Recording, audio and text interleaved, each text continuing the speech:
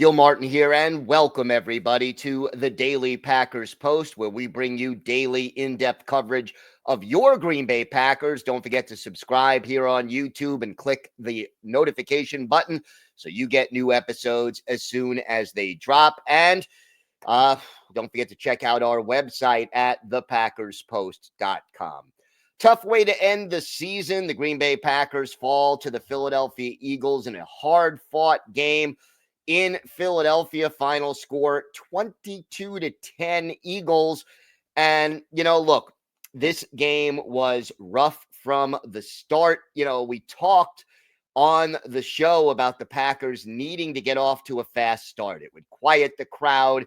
And if they took a lead, it might limit the role of Saquon Barkley in the Eagles' offense because they would need to throw to catch up. Well, that didn't happen. In fact, the exact opposite happened. On the opening kickoff, Keyshawn Nixon hit. He fumbles. It looked at first like Nixon recovered the fumble, but after the pile-on was unpiled, they gave the ball to the Philadelphia Eagles, even though Nixon was clearly seen with the ball before a whole bunch of people piled on top of him. But be that as it may, the Packers had 4 turnovers, the Eagles none, and essentially that was the biggest difference in the football game. Packers quickly fell behind, and that made things harder for Green Bay. And then all the little things that could go wrong kind of did go wrong for the Packers. Not making excuses here. The better team did win this football game. But let's start with the good news. The Packers defense played very, very well. Considering how bad the offense struggled throughout this game, considering that the Packers were a -4 in the turnover ratio, the fact that this was still a game with about 5 minutes left in the fourth quarter is a testament to the defense. The only thing the defense really didn't do was create turnovers, but they certainly held the Eagles in check for most of the game. Only 131 yards passing for Jalen Hurts, and he was sacked twice. So Philadelphia only had 121 yards net passing. And even Saquon Barkley, while he played well, and, you get the feeling he could have done more if need be, only finished with 119 yards and 25 carries. So the Packers defense kept them in a game that they really had no business being in. The offense had to deal with a lot of injuries, and that was, needless to say, frustrating. And I think the injury that maybe doesn't get as much attention but really hurt this team was the loss of Elton Jenkins, and that happened early in the game. The Pro Bowl left guard had to leave, was unable to come back, and the Packers really, really missed Jenkins because no matter who they sent out there, and it just wasn't pretty when you look at it, because first the Packers go out there and try to fill that spot with a rookie, and Travis Glover, and Glover really struggled. He committed 3 penalties, 3 holding penalties. He was having difficulty. They put Kadeem Telford, the veteran, not that he has a lot more experience than Glover, but more. And, all of a sudden, it solidified things a little bit, but not enough. And the Eagles were able to get more pressure on Jordan Love, and the holes that the Packers were opening up for Josh Jacobs maybe weren't as big at times, even though Jacobs gave his all and really put his heart into it, gaining 81 yards on 18 carries, and then also catching 3 passes for 40 yards.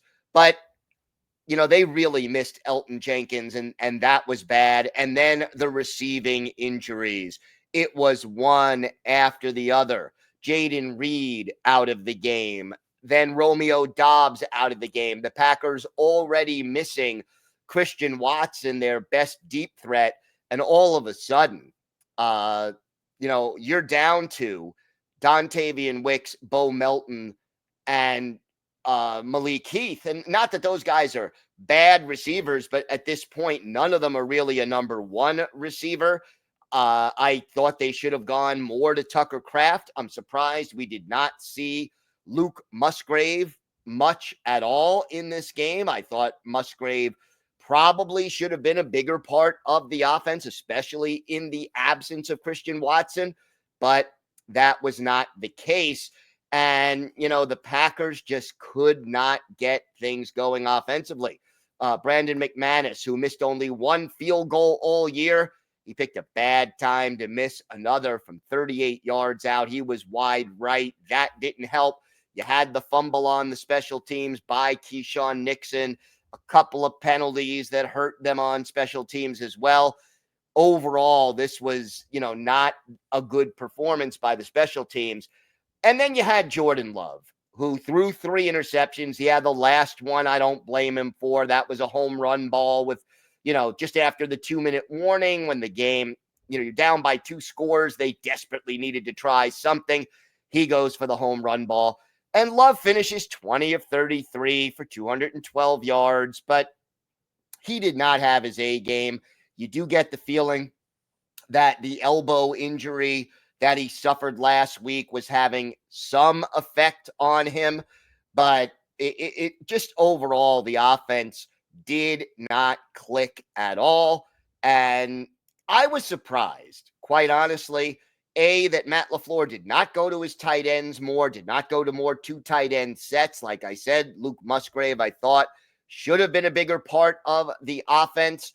And then, second of all, that at no point in the second half did the offense go up tempo. I mean, realistically, why? You're down 2 scores. You're in the fourth quarter, about 7 minutes, 8 minutes left. You should be going no huddle. Get the defense to be a little bit winded. Save as much time as possible. A couple of those drives in the fourth quarter, the Packers are running the play clock with the clock moving. They're running the play clock down to 4 seconds.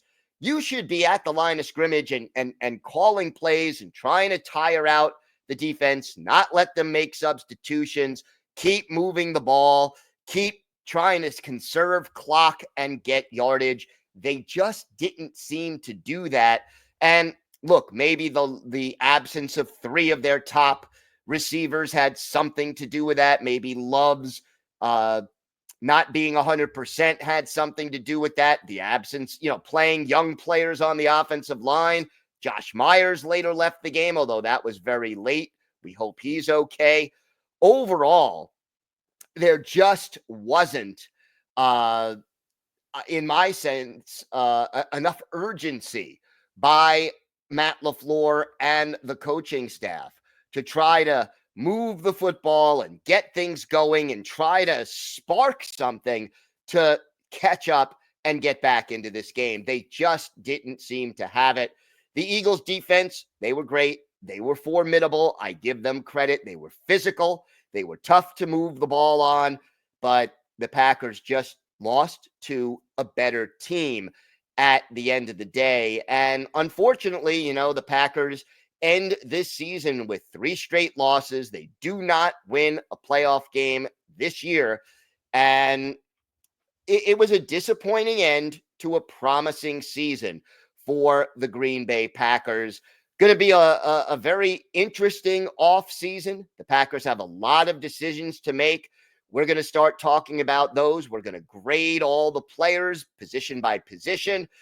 And we will cover free agency, the draft, all things Green Bay Packers throughout the offseason with new shows every Monday through Friday. So make sure you join us for that. Again, click the like button, hit the bell so you get new episodes as soon as they drop. And don't forget to subscribe here on YouTube and check out our website, thepackerspost.com. I'm Gil Martin. Thanks for watching. And of course, go Pack Go.